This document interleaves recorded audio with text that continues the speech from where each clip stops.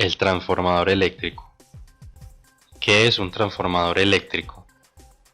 Un transformador eléctrico es un aparato electromagnético estático, o dicho de otra manera es una máquina eléctrica estática destinada para transformar un sistema primario de corriente alterna en otro secundario con la misma frecuencia pero con otras características, en particular tensión y corrientes distintas.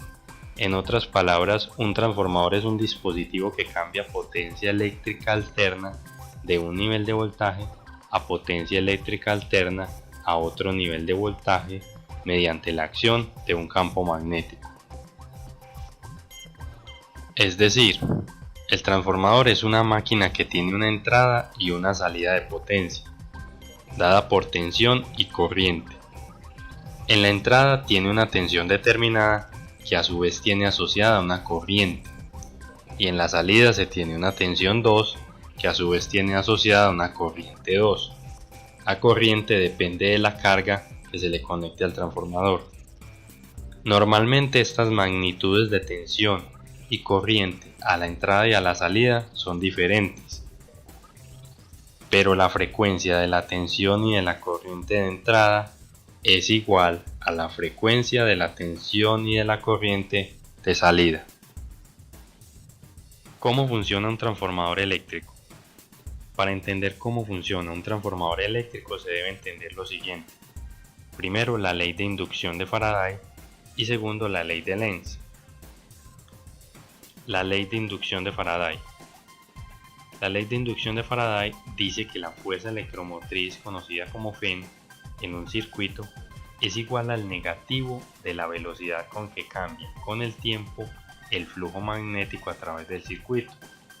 En términos matemáticos, la ley de Faraday es epsilon sub c es igual a menos la derivada del flujo magnético con respecto al tiempo, donde ese epsilon es la Fn inducida y phi sub b es el flujo magnético. El signo menos equivale a la ley de Lenz, de la que se hablará en un momento. Si la bobina consta de n vueltas, entonces aparece una Fn inducida en cada vuelta, y la Fn inducida total en el circuito es la suma de los valores individuales, del mismo modo que en el caso de las baterías conectadas en serie. Si la bobina está tan apretada que puede considerarse que cada vuelta ocupa la misma región del espacio y por lo tanto experimenta el mismo cambio de flujo, entonces la Fn inducida total es epsilon sub c igual a menos el número de vueltas o de espiras por la derivada del flujo magnético con respecto al tiempo. Para explicar la ley de inducción de Faraday tenemos el siguiente esquema. Se tiene un conductor que está dispuesto en forma de varias espiras y sus extremos están conectados a un voltímetro o galvanómetro. Aparece un campo magnético que varía en el tiempo, que atraviesa el circuito o las espiras. El campo magnético puede tener cualquier origen, una corriente, un electroimán, un imán permanente o un imán inducido. Para este caso se puede suponer que se acerca un imán común. Al acercarlo o variar su posición con respecto a las espiras, se tiene el campo magnético variable y en ese caso el voltímetro o galvanómetro, si es una Fn muy pequeña, detecta una fuerza electromotriz inducida. Ahí tenemos presente la ley de inducción de Faraday. El sentido en el que se mueva la aguja del medidor depende de si el flujo magnético aumenta o disminuye. La ley de Lenz. La ley de Lenz dice que en un circuito conductor cerrado, la corriente inducida aparece en una dirección tal que ésta se opone al cambio que la produce. El signo menos en la ley de Faraday indica esta oposición. Para entender mejor la ley de Lenz, tenemos los siguientes esquemas que son una aplicación de esta ley. Primero, se tiene una espira cerrada. A ella se acerca un imán aumentando el flujo magnético, lo que hace que la espira experimente un flujo magnético variable en el tiempo que atraviesa dicha espira. Por lo tanto, la espira responde con una corriente inducida en el sentido de las manecillas del reloj, que a su vez genera un campo magnético que rechaza el imán. El lado de la espira más cercano al imán adquiere la misma polaridad del polo más cercano del imán que se acerca. Por ello, se presenta repulsión entre la espira y el imán. Pero, por otro lado, se tiene la misma espira cerrada y de ella se aleja un imán disminuyendo el flujo magnético, lo que hace que la espira experimente un flujo magnético variable en el tiempo que atraviesa dicha espira. La espira responde con una corriente inducida, pero en este caso en sentido contrario a las manecillas del reloj, que a su vez genera un campo magnético que atrae al imán. El lado de la espira más cercano al imán adquiere una polaridad opuesta a la del polo más cercano de este imán que se aleja. Por ello, se presenta atracción entre la espira y el imán. En conclusión, si el imán se acerca, experimenta repulsión, pero si el imán se aleja, experimenta atracción. Teniendo en cuenta las dos leyes mencionadas, ahora vamos a ver cómo funciona el transformador. Un transformador en su forma más simple consta de dos bobinas eléctricamente aisladas una de otra, pero devanadas sobre el mismo núcleo magnético. La bobina a la que la fuente suministra la fuerza se llama devanado primario. La bobina que envía fuerza a la carga que se le conecta al transformador se denomina devanado secundario. Al devanado primario se le conecta una fuente de tensión alterna o variable en el tiempo. Esa fuente de tensión inyecta una corriente variable en el tiempo en una bobina, la cual, por autoinducción, origina una fuerza contraelectromotriz definida como E1, que puede ser expresada por ley de inducción de Faraday así, donde E1 es la fuerza contraelectromotriz, N es el número de vueltas de la bobina o el número de espiras, Φ es el flujo magnético asociado al magnetismo que se genera en la bobina cuando circula la corriente. O sea que la fuerza contraelectromotriz es igual al número de espiras o vueltas del devanado por la derivada del flujo magnético con respecto al tiempo. Recordemos que el signo menos de la expresión está asociado a la ley de Lenz, que ayuda a indicar la polaridad de la fuerza electromotriz, o en este caso, fuerza contraelectromotriz generada. Despreciando las caídas de tensión por resistencia en el conductor del devanado primario, puede admitirse en primera aproximación que la fuerza contraelectromotriz es igual y de signo contrario a la tensión aplicada, por lo que se puede expresar de la siguiente manera: V1 más E1 igual a 0. Por lo tanto, basados en las dos expresiones anteriores, se concluye que V1 es igual a menos E1 igual al número de espiras por la derivada del flujo magnético con respecto al tiempo. Cuando circula esta corriente variable, se establece en el núcleo magnético un flujo magnético también variable en el tiempo. Debido a la elevada permeabilidad del núcleo, la mayor parte del flujo se enlaza con la otra bobina e induce en ella una fuerza electromotriz variable en el tiempo. La frecuencia de la FEN inducida o fuerza electromotriz inducida en la otra bobina es la misma que la de la corriente en la primera bobina. En la realidad, el flujo no queda totalmente conducido o confinado en el circuito ferromagnético. Una parte se establece en el aire, es el llamado flujo de dispersión. Para esta explicación vamos a asumir un flujo de dispersión igual a 0. Como se decía, en el segundo arrollamiento abierto, es decir sin carga, se induce una fuerza electromotriz alterna o variable que por ley de inducción de Faraday se puede expresar así: B2, la tensión en bordes del transformador, es igual a menos E2, la fuerza electromotriz generada, va a ser igual al número de espiras del devanado secundario por la derivada del flujo magnético en el devanado secundario con respecto al tiempo. Se deduce de manera similar al primer devanado. ¿Cómo funciona un transformador? Para finalizar la explicación de cómo funciona un transformador, o para complementar lo que ya se ha dicho, se hacen las siguientes consideraciones que corresponde al transformador ideal. Primero, el núcleo del transformador es sumamente permeable, en el sentido que requiere una fuerza magnetomotriz pequeñísima para establecer el flujo magnético phi. La otra es que en el núcleo no se aprecian corrientes parásitas ni pérdidas por histéresis.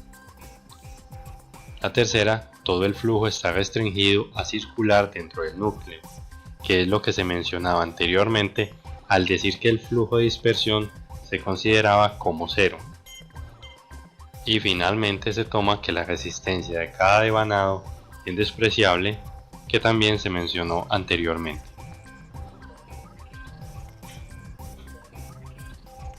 Por lo tanto, tenemos que se asume una resistencia en el devanado primario igual a 0, se asume una resistencia en el devanado secundario igual a 0 y se asume un flujo de dispersión igual a 0. De las expresiones anteriores tenemos que B1, la tensión aplicada en el devanado primario del transformador, es igual a menos la fuerza contraelectromotriz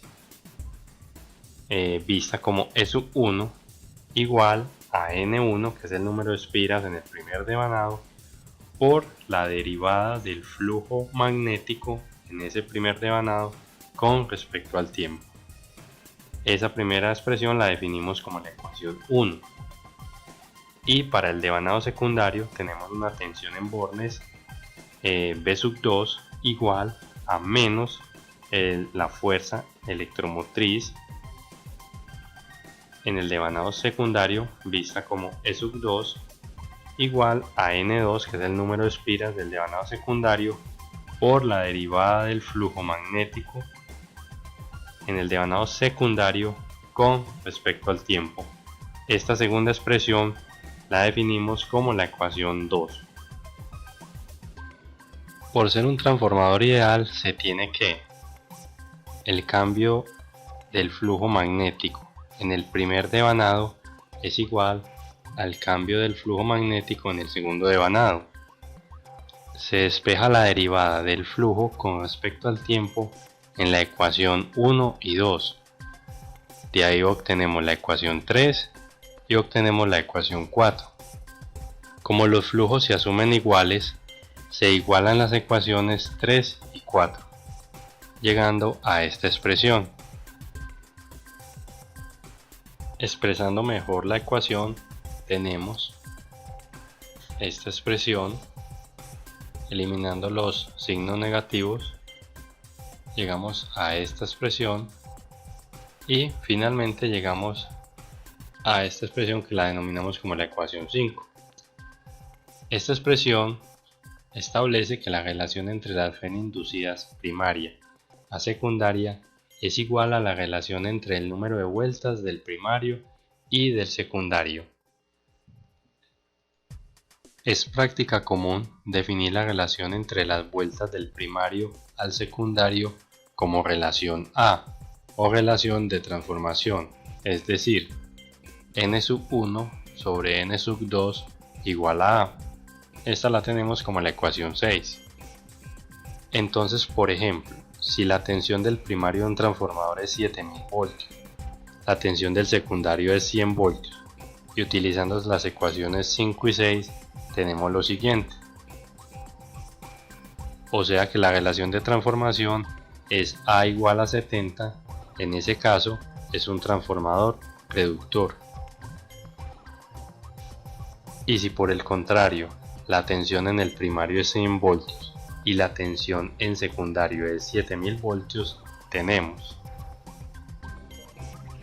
o sea que la relación de transformación es A igual a 1 sobre 70, en ese caso es un transformador elevador.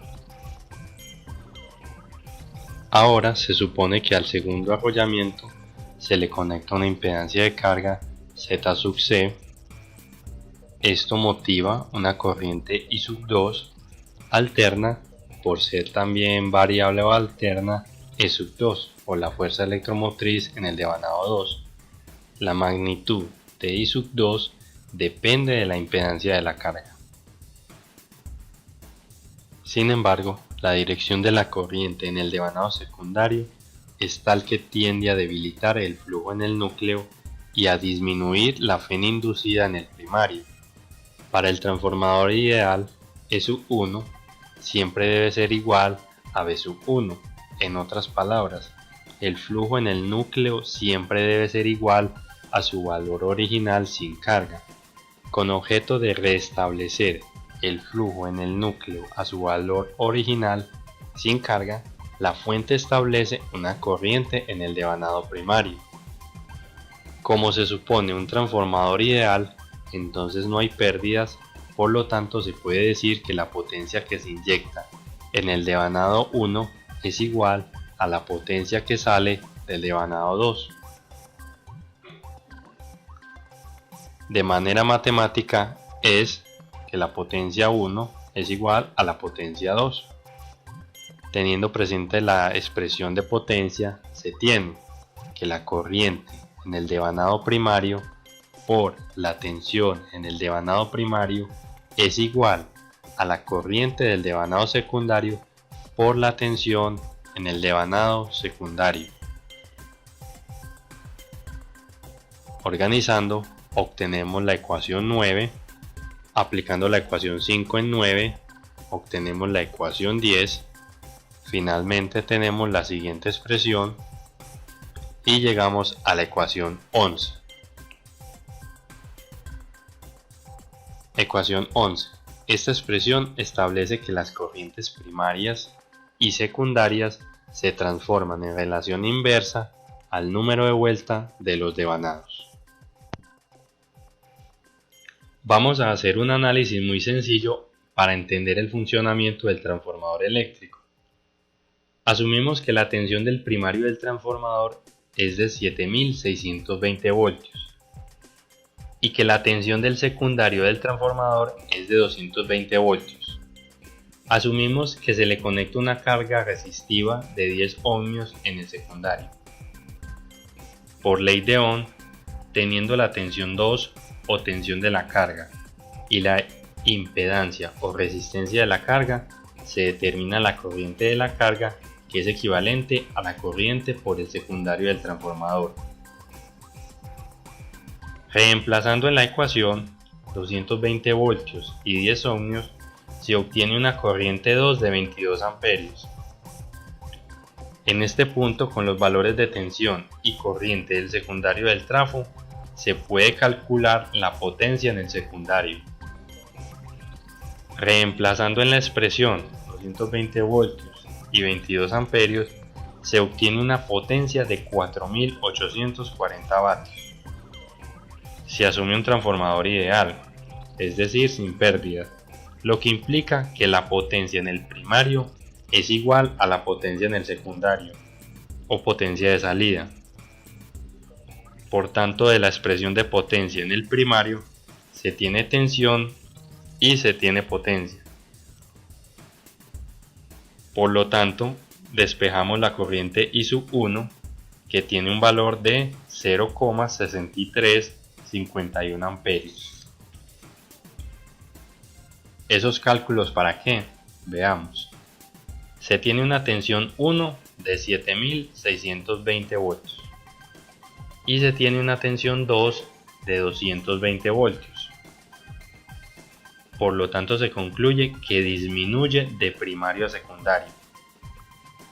Y finalmente se tiene una corriente 1 de 0,6351 amperios y se tiene una corriente 2 de 22 amperios. Por lo tanto se concluye que aumenta de primario a secundario. Entonces, aquí se puede ver cómo es la dinámica de un transformador vista en tensión y corriente, para el caso de un transformador reductor. En el caso de un transformador elevador, la dinámica es totalmente inversa, o sea, la tensión aumentaría y la corriente disminuiría. Normalmente, el voltaje aplicado al transformador en el primario es senoidal. Por lo tanto, para variaciones senoidales el flujo magnético en el núcleo también varía senoidalmente, en condiciones ideales. Si el flujo en el núcleo en cualquier instante t está dado como flujo magnético phi igual a phi sub m por el seno de omega t, donde phi sub m es la amplitud del flujo magnético y omega es 2pi por f y f es la frecuencia, entonces la Fn inducida en el primario es E sub 1 Fn inducida en el primario igual a n sub 1 número de espiras en el devanado primario por la derivada del flujo magnético con respecto al tiempo, que a su vez es igual a n sub 1 omega phi sub m por coseno de omega t. La ecuación anterior puede expresarse en forma fasorial en términos de su valor medio cuadrático conocido como RMS o valor efectivo como E sub 1 como fasor es igual a 1 sobre raíz cuadrada de 2 por n sub 1 por omega por phi sub m ángulo de 0, que a su vez es igual a 4.44 por f la frecuencia por n sub 1 el número de espiras o de vueltas por phi sub m amplitud del flujo magnético ángulo de 0. Asimismo, la Fn inducida en el devanado secundario es, en base en las dos ecuaciones anteriores, se obtiene la siguiente ecuación en fasores. Esta ecuación es la ecuación que se mencionaba anteriormente como ecuación 5, pero en este caso las tensiones y fuerzas electromotrices están expresadas como fasores, donde B sub 1 es igual a E sub 1 y B sub 2 igual a E sub 2 en condiciones ideales. De la ecuación anterior es evidente que las fuerzas electromotrices inducidas se encuentran en fase. Para un transformador ideal, las tensiones en las terminales también están en fase. Para las corrientes se tiene esta expresión, con las corrientes en forma de fasor. La ecuación anterior define que para un transformador ideal las corrientes deben estar en fase. Para el tema de potencia, la ecuación siguiente, I sub 1 corriente por el devanado primario por B sub 1 tensión del devanado primario igual a I sub 2 corriente en el devanado secundario por B sub 2 tensión en el devanado secundario, puede expresarse en términos de fasores así, donde las corrientes están expresadas de manera conjugada. La potencia compleja que suministra la fuente al devanado primario es igual a la potencia compleja que suministra el devanado secundario a la carga en el caso de un transformador ideal. En términos de potencia aparente, la ecuación anterior se transforma en esta expresión. Si Z sub 2 es la impedancia de la carga en el lado secundario, se tiene lo siguiente, que por ley de Ohm, Z sub 2 es igual a B sub 2, tensión en la carga o tensión del secundario del transformador, sobre I sub 2 que es la corriente de la carga. Utilizando en esta expresión las ecuaciones 5 y 11 que se mencionaron anteriormente, que relacionan tensiones con relación de transformación y corrientes con relación de transformación respectivamente, se obtiene lo siguiente. Reordenando esta expresión tenemos esta expresión final es una forma de obtener el valor de la carga a partir de magnitudes del primario del transformador y de la relación de transformación. Esta Z2 es la impedancia de la carga vista desde el secundario, pero despejando B1 sobre I1, que corresponde al valor de una impedancia, se tendrá la impedancia de la carga vista desde el primario, que será muy utilizada en el estudio del transformador desde el circuito equivalente. Con esto se finaliza este video.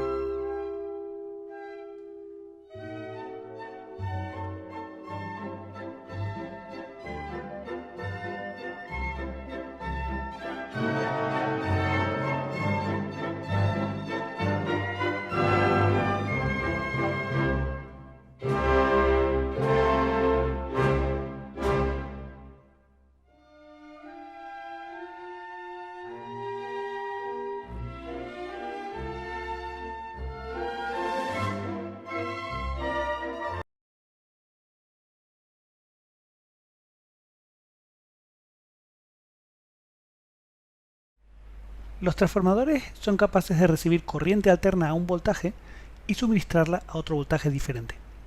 De esta forma transportamos corriente a largas distancias, reduciendo enormemente las pérdidas. En este vídeo veremos cómo funciona y cómo se construye un transformador trifásico, empezando por su forma más simple. Un transformador funciona gracias a la inducción electromagnética. Un flujo magnético variable a través de una espira induce una fuerza electromotriz en ella.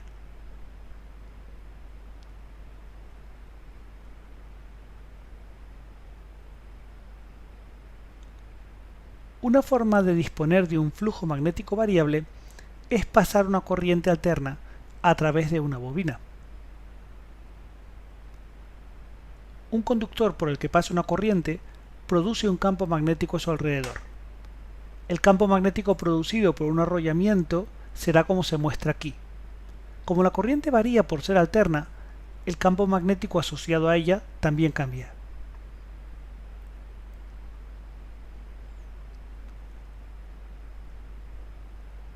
Este flujo magnético puede conectarse a un devanado secundario con la ayuda de un núcleo hecho de material ferromagnético. El núcleo mantiene prácticamente todo el flujo magnético confinado en su interior.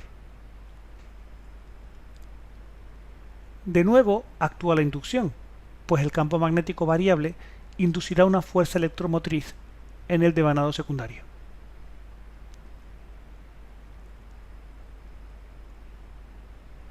Cada vuelta puede considerarse una espira individual conectada en serie con la siguiente.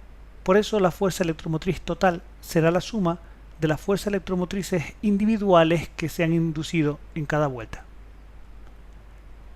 La fuerza electromotriz por cada vuelta del primario es la misma que se induce en cada vuelta del secundario, porque por los dos devanados pasa el mismo flujo.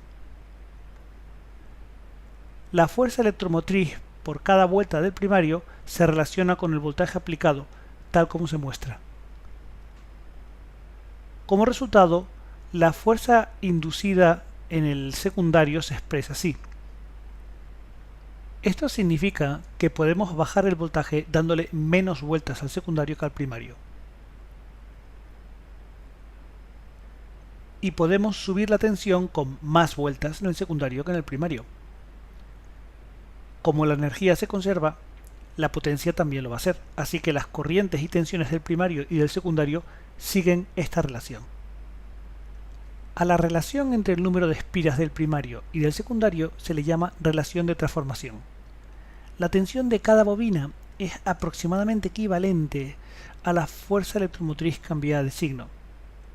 Por eso podemos sustituir fuerzas electromotrices por tensiones en la ecuación que vimos antes.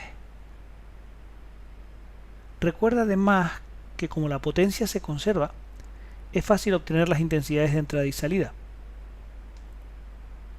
Estas son las ecuaciones que vamos a manejar en los problemas.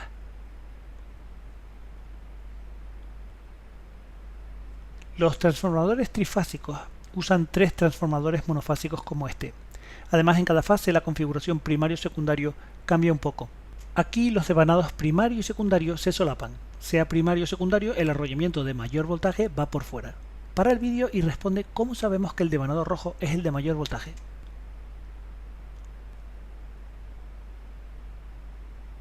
Como hay 3 fases, necesitamos 3 configuraciones como esta.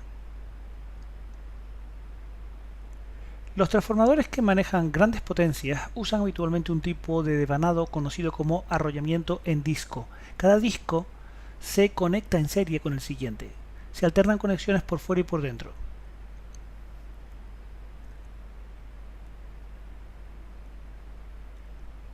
Decide si los devanados de menor voltaje se conectan en estrella o en triángulo. Para el vídeo ahora. Están en triángulo. ¿Cómo están conectados los de mayor voltaje? Para el vídeo de nuevo.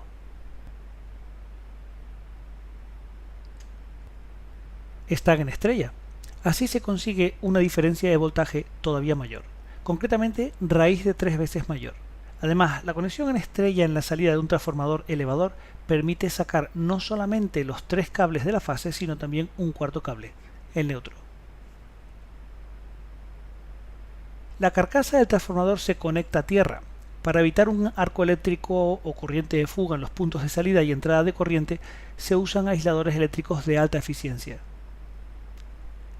El núcleo se fabrica con láminas de acero, así se reducen las corrientes parásitas.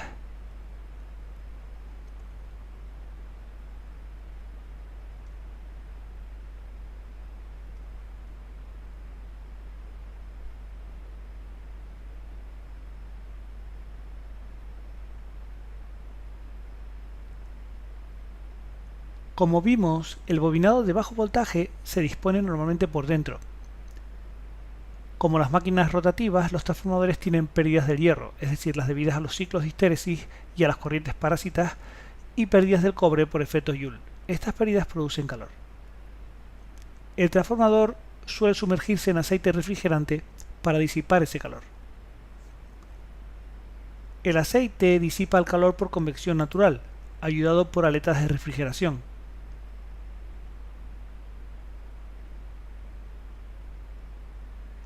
El aceite se expande al calentarse. El contenedor reventaría, si no fuera por un depósito de expansión que absorbe los cambios de volumen.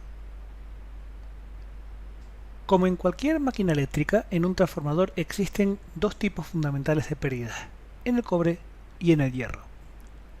Las pérdidas en el cobre son debidas al efecto Joule, es decir, al calor generado por la resistencia óhmica en los conductores del primario y del secundario. Pueden disminuirse aumentando la sección de los conductores. Las pérdidas en el hierro son debidas a la histéresis y corrientes parásitas o de Foucault en el interior del transformador, así como al flujo de dispersión. Recuerda que la histéresis es una acumulación de energía debida a que con cada ciclo de corriente alterna el material se magnetiza y desmagnetiza dos veces. La histéresis se reduce eligiendo un material adecuado, que es lo mismo que decir que sea magnéticamente blando. Las corrientes parásitas ocurren por algo diferente. El campo variable las induce en el núcleo. Las corrientes parásitas se reducen sobre todo laminando los núcleos y aislando eléctricamente unas láminas de otras, habitualmente dándoles una capa de barniz aislante. En casos extremos, como en la alta frecuencia, los núcleos se hacen de acero granulado, aglomerado con barniz aislante, de manera que cada grano está aislado de los demás. Pero las corrientes parásitas también pueden disminuirse eligiendo un material para el núcleo que no sea muy buen conductor, es decir, aumentando su resistividad. Es habitual que se elija acero al silicio. Por una parte es blando, y así se reducen las pérdidas por histéresis. Por otro lado, el silicio le confiere una resistividad relativamente alta para reducir corrientes parásitas.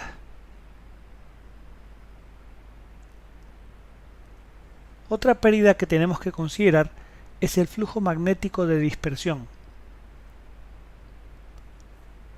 El flujo disperso es una pequeña fracción de flujo que no va por el núcleo. Lógicamente representa pérdidas magnéticas. Se puede reducir con un diseño geométrico adecuado del núcleo. Eso se hace de muchas formas. Por ejemplo, montando los dos arrollamientos en la misma columna, o todavía mejor, solapándolos, es decir, montándolos concéntricamente como acabamos de ver.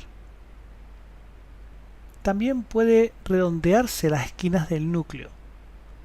Otra posibilidad es construir pantallas magnéticas que eviten la dispersión. Los transformadores son máquinas estáticas, así que no tienen pérdidas mecánicas. Las otras máquinas eléctricas que estudiamos en este curso, las máquinas rotativas, sí que las tienen. Vamos a nombrarlas y así completamos nuestra visión de las pérdidas en máquinas eléctricas. Las pérdidas mecánicas se deben a rozamiento y ventilación. Los rozamientos pueden ser de tres tipos, pueden ser los cojinetes, las escobillas o bien otras partes móviles con el aire, que en un rozamiento con el aire no contamos aquí el ventilador, que de hecho va a ser el segundo tipo. Una ventilación forzada es necesaria para que no se sobrecaliente la máquina. En las máquinas rotativas puede reducirse el flujo de dispersión reduciendo el entrehierro, es decir, acercando el rotor al estator hasta que casi se rocen.